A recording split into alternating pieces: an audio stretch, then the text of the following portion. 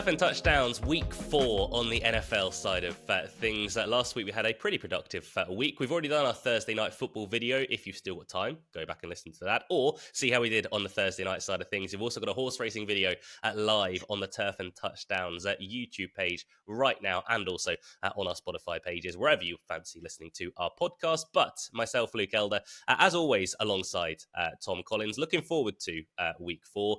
It's just nice, Tom, having constant NFL throughout the week and having a Sunday just to sit down and watch football.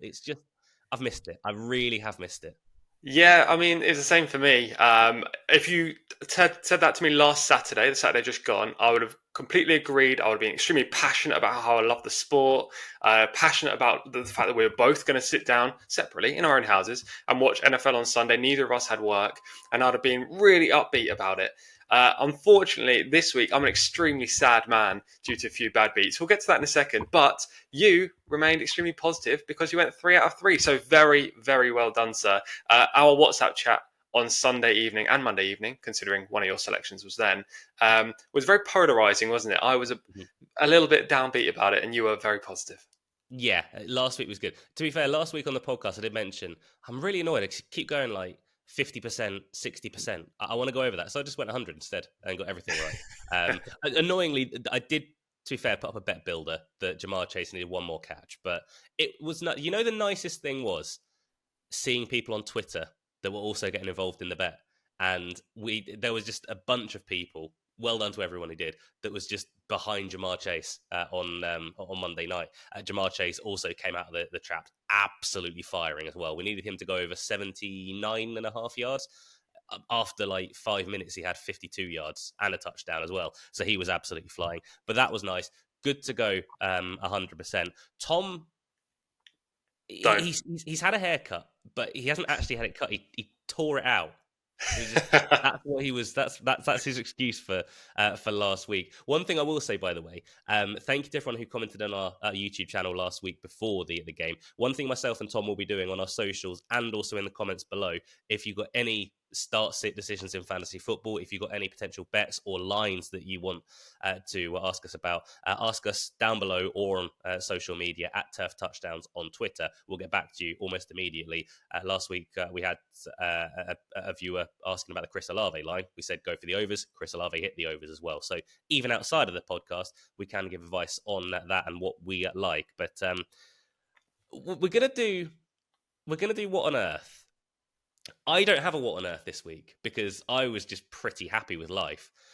But Tom's prepared for us something special. So Tom Collins, the floor is yours. Thank you very much. This section, obviously, if you've never watched this podcast before, is usually where we talk about something that was crazy or very surprising in the NFL the week prior to us filming. There have been plenty of examples about the Chicago O-line, Amari Cooper, who actually just made me look stupid by actually performing well in week 3, etc. This week, I could have gone on the longest of rants ever because I had so many bad beats. For example, how has Davis Mills got the Houston Texans down to the goal line at 1st and 3? They basically had, obviously 1st and goal, but 1st and 3, 4 incomplete passes. I could have a huge rant about that. I just needed a touchdown for the overs. But I thought, I'm going to be a little bit more relaxed. No one wants to listen to a 5-minute rant about TC's bad beats. There were too many of them to even talk about. So instead, I'm going to say, what on earth NFL? And I've prepared a poem for you all, where I'm going to encapsulate some of my opinions on some NFL players from week 3. Are you ready? I can't wait. Okay. You've got to tell me if this is terrible, by the way. I do want to say, it's supposed to be satirical and quite funny, but it might just fall completely flat. So if it does, skip through the next minute. Right. Here we go. Amazing neighbours, destructive Deshaun.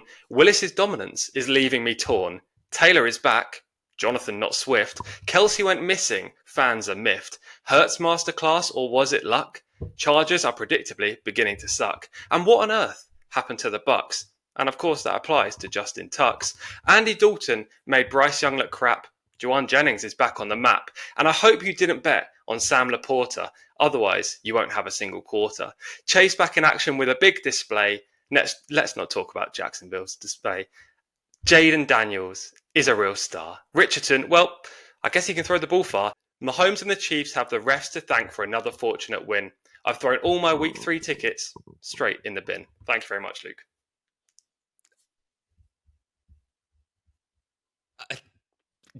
that was wonderful. Have you ever written a poem for your partner before?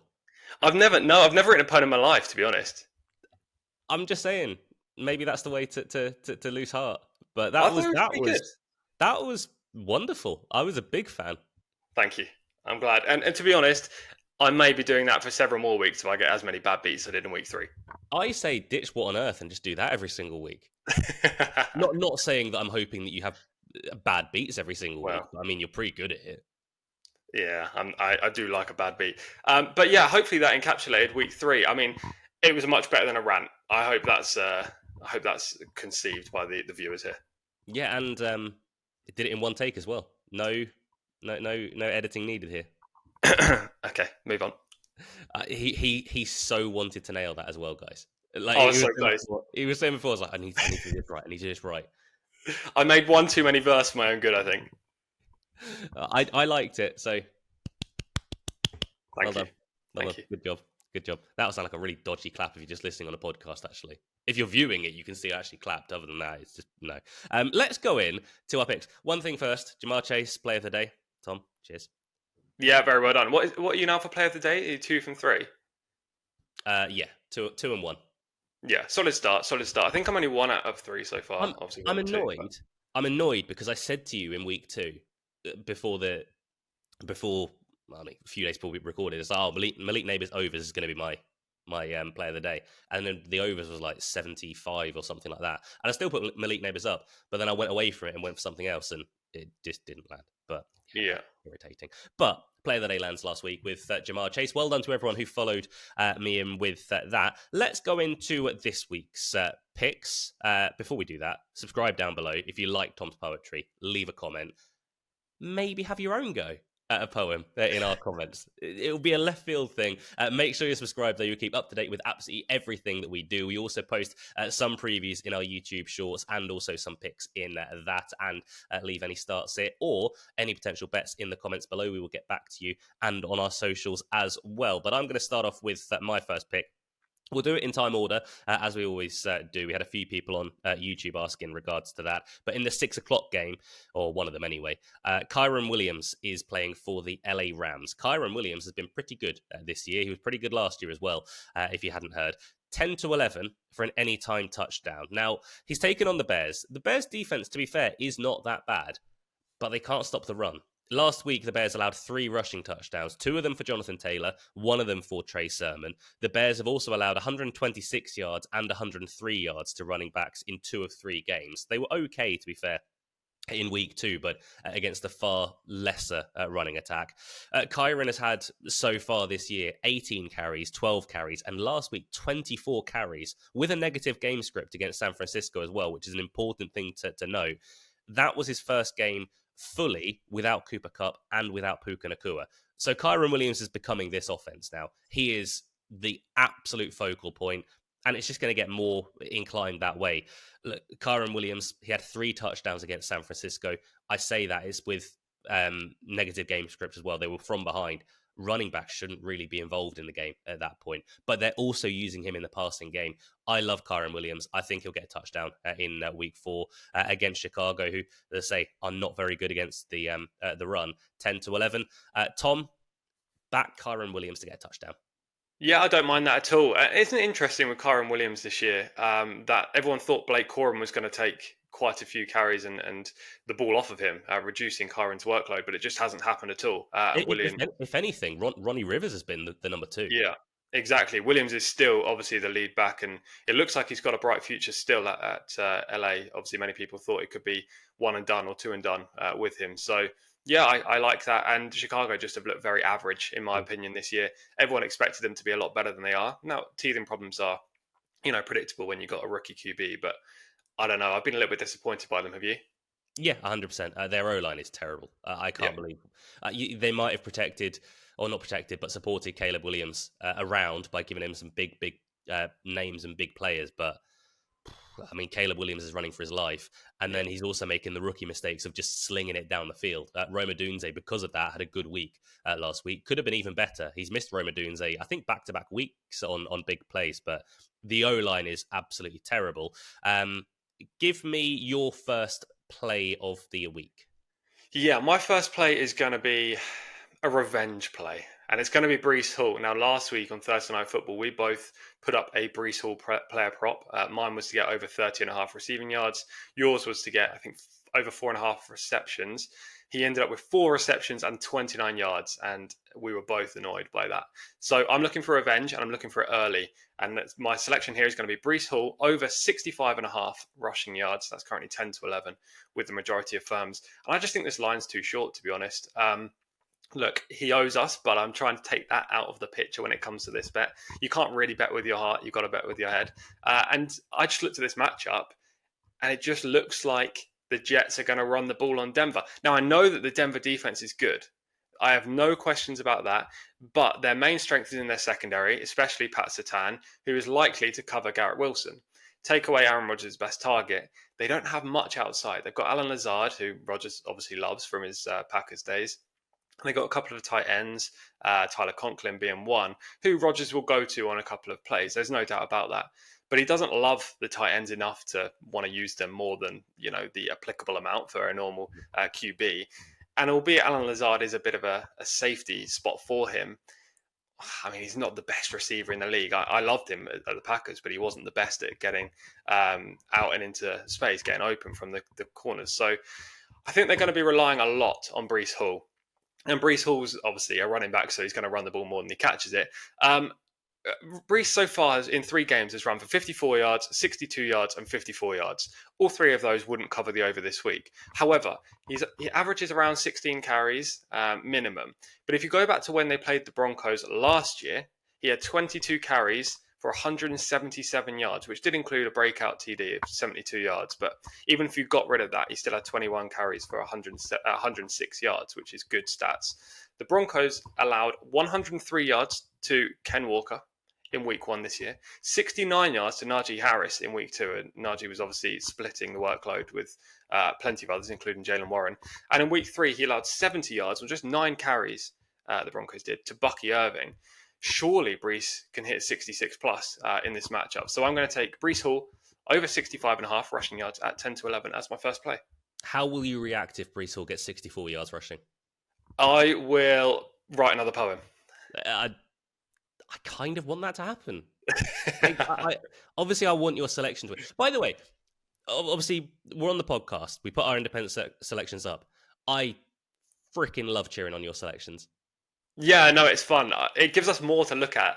I mean, last week, especially in your case, well, for me with you, I had already suffered such a bad couple of beats that I knew I was going to do poorly on the podcast. And I wanted the podcast to do really well. So I was extremely hopeful of Jamal Chase having a fantastic Monday night. So much so that I almost placed the bet that you requested on the podcast. And if anyone knows me, they know I don't like taking anyone else's opinion. So that's how much I was rooting for you.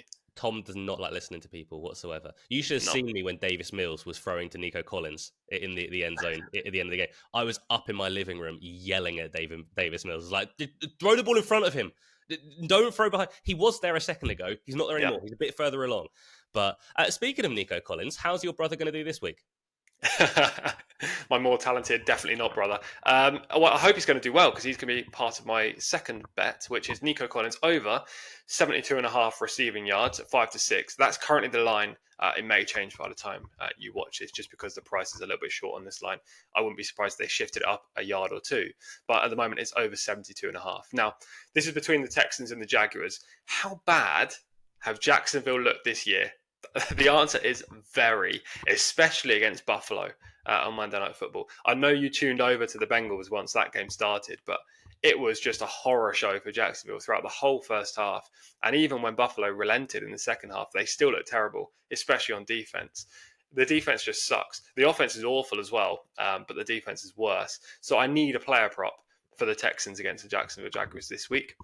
Nico Collins is the guy. He's number 1 in Houston. Tank Dell did very well in this matchup last year, but he has 2 injuries and he's currently listed as questionable. So even if he does play, he's not overly healthy, and I think his snap share is definitely going to decrease.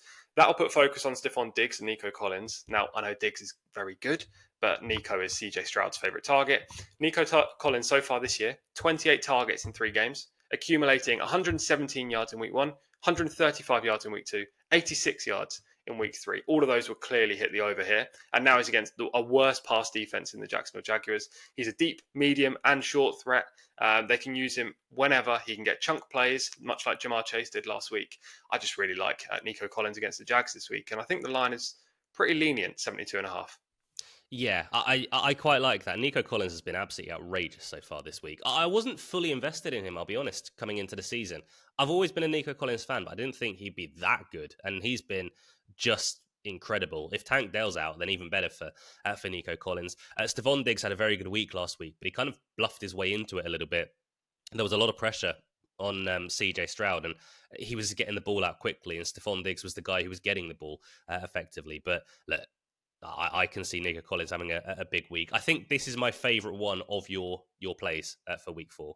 So good luck with Nico Collins. We're both going to focus on the same game now. I'm going to focus on the Indianapolis and Pittsburgh game. I'll go first. I was close to making this my play of the day, but I cannot possibly make this sort of better play of the day just because it will be the most stressful watch ever. Indianapolis and Pittsburgh under 40 points. It is 10-11 at the moment. Indianapolis so far this season have scored 27, 10, and 21. Pittsburgh have scored 18, 13, and 20. Anthony Richardson has not been good. I know in fantasy football he's probably been okay.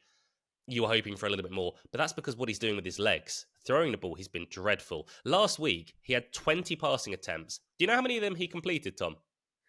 I think it was like 9 or something, but he was awful. He was missing receivers left, right, and centre. 10. 10 completions Anthony Richardson had last week. The Pittsburgh defense so far on the season has had 4 picks. That will be added to this week. They will absolutely pick off Anthony Richardson at least once. And 9 sacks as well. 5 sacks last week. I just think the Pittsburgh defense is going to make life very tough for Anthony Richardson.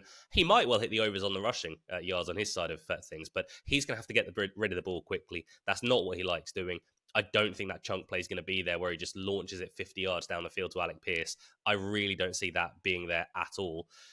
On the Colts side of things, Jonathan Taylor last week had 23 carries. So far for Pittsburgh, they've had 31, 36, and 41 rushes in their games. They are very much a ground and pound team. Even with Justin Fields under center, he's running the ball quite a bit as well. We've seen their game plan. They just want to run the ball. Arthur Smith has come over from Atlanta. He wanted to run the ball there with anyone who would listen. He's doing exactly the same in Pittsburgh this year. Indianapolis, at the moment, they average 50 plays per game. That's the fewest in the league. They're playing fast, but they're also not playing very well. And Pittsburgh, I was surprised by this. Pittsburgh are 10th fastest, or they played the 10th most offensive snaps per game at 63. I think this is going to be a fast game. They're going to race through it. This will probably be the first game completed in the 6 o'clock kickoffs. So Indianapolis and Pittsburgh under 40 points. I think that will quite comfortably as well, Tom, hit the under 40 points. Yeah, I wouldn't be surprised. I just don't love sweating out and under. I know you don't either. It's just a horror watch because you're just hoping both teams are terrible. And usually when that happens, both teams just produce huge big plays. In fairness, in this game, both teams are terrible. Yeah, there is that. I'm going to play in the game. I'm going to play slightly differently, but I don't disagree with what you're saying. I think it'll be low scoring and a bit of a scrap. Usually I love Pittsburgh in scraps because they're so well coached that they tend to come out on top. But my third selection this week is going to be Indianapolis Colts to beat the Pittsburgh Steelers as underdogs, 21-20, currently right now on the money line. I don't like the matchup very much. I think these teams are very closely matched. The Steelers are 3-0 so far, and Indy are 1-2, but that's just because of the schedule that these teams have. I mean, Indy pushed Houston very close. They lost 29-27 in week 1. They pushed the Packers close. I think it was 16-10 or something similar to that in week 2. Last week, obviously, they won. The Steelers have played the Falcons, the Broncos, and the Chargers, none of which I believe will actually end this season with a positive record. Maybe the Falcons will, but I still wouldn't really bank on that.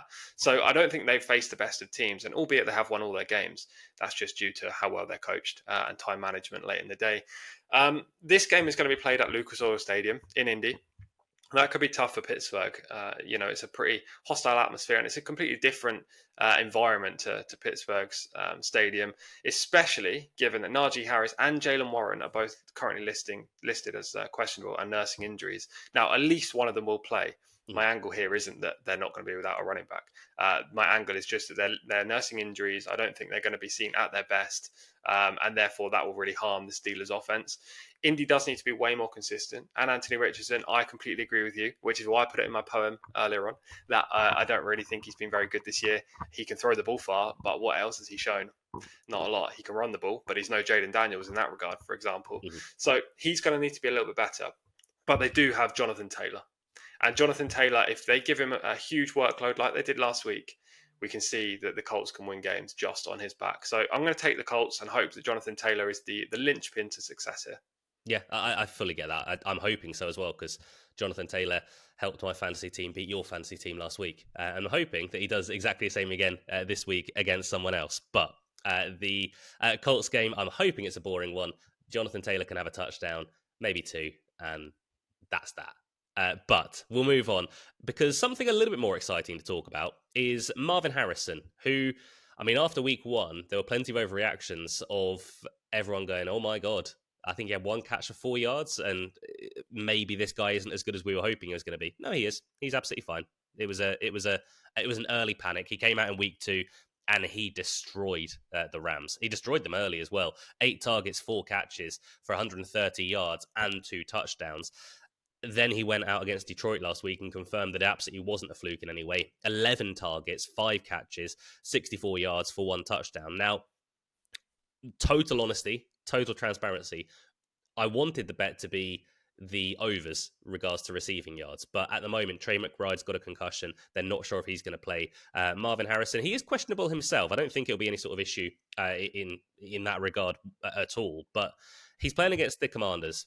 Wind back to last week and wind back to the week before that, we're targeting the Commanders. The Commanders are dreadful, and I'm going to do it, dreadful against the pass. They are absolutely hopeless. So far, players that have scored touchdowns against the Commanders: Jamar Chase ×2, Andre Yoshivas, Mike Evans ×2, Chris Godwin, Jalen McMillan, Malik Neighbors, Wandale Robinson. That's 7 players, 9 touchdowns in total. We're only 3 weeks into the season. It's been absolutely dreadful from the Commanders. They were exactly the same last year. They haven't fixed it. You can pass all over them. And if Arizona come into town, if Trey McBride's not there, then fantastic, because you've got even more focus towards Marvin Harrison. But look, Marvin Harrison has been absolutely crushing it this year. He's already got 3 touchdowns through 3 weeks, 3 touchdowns in the last couple of weeks as well. Marvin Harrison, anytime touchdown is 6-5. Like I say, I initially wanted the over receiving. I have no idea what that will be. I'd imagine low 70s, but I don't mind that. Marvin Harris is going to have a massive week. In Dynasty, I think I'm starting Kyler again over CJ Stroud, just because of this matchup against the Commanders. But Tom, over to you. The Commanders suck at trying to defend the pass. Yeah, you're targeting them and you're having great success, so I cannot question you there. And as you say, if McBride is out, then Harrison's going to get even more looks from Kyler. So yeah, I love it. Shall we move straight into prime time? Because I'm also going to be tapping into the anytime touchdown market. Go. Cool. So Sunday Night Football is the Ravens against the Bills, the best game of the week. There's no doubt about it. And everyone who's ever watched one of our NFL podcasts knows that I love the Ravens this year. I still think they're going to win the Super Bowl. They had a bit of a stuttering start, especially against the Raiders when they were up 10 in the fourth quarter and lost in week 2. But last week they were very good against the Cowboys until they took the foot off the gas. They're going to get better and better, and I think they'll beat the Cowboys this week, but the Bills this week. But I'm not betting on match outcome. I'm going to bet on the anytime touchdown market instead. This is a tricky game because obviously I like the Ravens, so I'm naturally drawn to betting a Ravens player in this matchup. And I wouldn't be surprised if Derrick Henry ran a TD in, or if Zay Flowers was much better this week. But I'm going to be siding with the Bills player, and it's going to be Josh Allen. Anytime touchdown. He's currently 11-10, which I think is very fair. Now, Josh hasn't used his legs as much as expected through 3 weeks. He ran in 2 touchdowns in week 1. And everyone was thinking, oh, another year of Josh Allen really just being used in the red zone to great effect.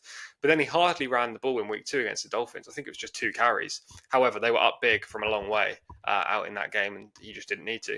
And then last week against the Jaguars, again, they were up big early, and he only carried the ball 6 times, albeit to good effect.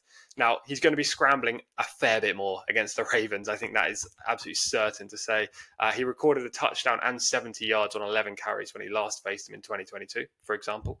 And this week, given the Baltimore's exceptional pass rush, I think they're going to be seeing Josh Allen just getting out of the pocket and trying to grab yards whenever he possibly can. Given the lack of experience with his receiving core as well, I wouldn't be surprised if Josh kept the ball in his own hands. Does he trust Kiren Coleman? I'm not too sure. He only threw the ball once last week. Yeah, it was a touchdown, but he got benched, Kiren Coleman. Exactly. I didn't realize he got benched for like disciplinary issues. He turned up late or something like that, which is absolutely wild. I mean, this is a guy that in training camp they were not hot on whatsoever. No, and in week 2, Josh and Keon had a big altercation on the sideline as well. So I don't think that relationship's in the perfect place right now. Who else have they got? They've got Curtis Samuel. I mean, he's a bit hit or miss, isn't he? They've got a couple of other good receivers, Khalil Shakir obviously being one, Dalton Kincaid, tight end, being 2. But I think Josh Allen will get a lot of looks by himself running the ball, and I really like him to get a touchdown here. If the Bills are down, especially, they're going to want Josh Allen to get the ball in the end zone. They trust no one more than number 10. So I like Josh Allen anytime touchdown at 11-10 in the primetime game. Do you see the little comment from Josh Allen after the game last week? I didn't. He said, it's nice to have guys here that don't care about their stats, and it's nice to have guys that don't care about getting touchdowns. It's nice to have guys that just feed in effectively to what we're trying to do. And it's like... That's a dig at Stephon Diggs, isn't it? Yeah. Wonder who he's talking about. Don't know. Couldn't possibly work that one out. But... maybe things weren't all good between the two friends. That is a look at Josh Allen. One more play for the week, and we're focusing on the Seahawks, because why not? The Seahawks take on Detroit in Monday Night Football, one of the Monday Night Football games. I think it's going to be a very good game. Look, Detroit, we know, can score points. I think the Seattle defense is good this year. Last year, it was absolutely terrible. Clint Hurt, by the way, the defensive coordinator. Do you know where he went? No. He's now the defensive line coach of the Philadelphia Eagles, and the defensive line for the Philadelphia Eagles is trash. So I don't know why they hired Clint Hurt. He was dreadful, but that's just a by the by. Shane Waldron obviously was our offensive coordinator. He's now in Chicago, and Chicago are trash. So we've upgraded everywhere regards to that. Mike McDonald is wonderful, but let's focus on positive sides of things. Jackson Smith-Njigba is a guy that I loved before this season. Came out in week 1, disappointing. Came out in week 2, holy wow, he was absolutely fantastic. Week 1, he had 2 targets, 2 catches for 19 yards. Week 2, 16 targets for 12 catches and 117 yards against New England. Didn't manage to get a touchdown. Didn't really matter. It was a game that Seattle managed to take care of. They're 3-0 at the moment, and one of the surprise packages of the season. Last week, again, went back to not being fantastic. 3 catches on 3 targets for 39 yards, but he's been running so many more routes. And last week, he wasn't needed. I mean, Seattle, from pretty much the get-go, were just blowing Miami out of the water. Miami were absolutely dreadful last week, but Seattle were always in control of the game. I think Jackson Smith-Njigba gets back to a big one here. Obviously, he had that breakout against New England. The Lions, on average, allow 236 yards through the air. That's a bit of an inflated stat, because, to be fair, they have been quite good against the pass the last couple of weeks. Matt Stafford threw over 300 yards in week 1. So it is something that is a little bit inflated, but all the same, Geno Smith is going to do okay. He's been very good this year, Geno Smith. He's not made too many mistakes. He had a pass that was tipped last week that was picked off that he's being blamed for, but Geno's had a productive season so far. Last year, Jackson Smith-Njigba didn't start off well. He did play Detroit, though, inside the first 4 games. He got 34 receiving yards, which doesn't sound like much. That was his best game of the first 4. And Pete Carroll's never a guy to start his rookies. They never started off hot. He's currently operating on a 20% target share in Seattle as well. And as I say, he's running far more routes than he has been throughout the course of his rookie season. Ryan Grubb is using Jackson Smith-Njigba in a game that actually matters when he's going to need to use his receivers. Jackson Smith-Njigba is going to have a big game. So JSN over 49.5 receiving yards at 10-11 is my final play of the week. The only thing that we need to do, Tom, is run through our selections and just tighten a nice bow. And then we need to do our play of the day. So I'll let you have the floor. Sure. So my selections this week, excuse me for reading off the phone, just so I get it all quickly. Week 4 picks for TC.